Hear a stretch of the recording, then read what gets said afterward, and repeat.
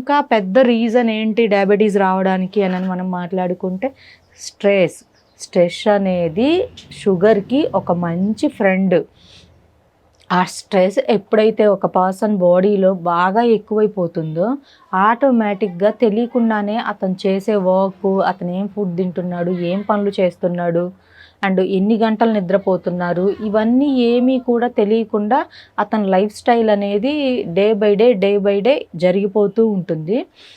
చివరికి ఏమవుతుంది అంటే ఆ స్ట్రెస్ వల్ల హార్మోన్స్ అన్నీ ఇంబ్యాలెన్స్ అవుతాయి అండ్ మెటబాలిజం వీక్ అవుతుంది, డైజెషన్ అనేది స్లో అవుతుంది.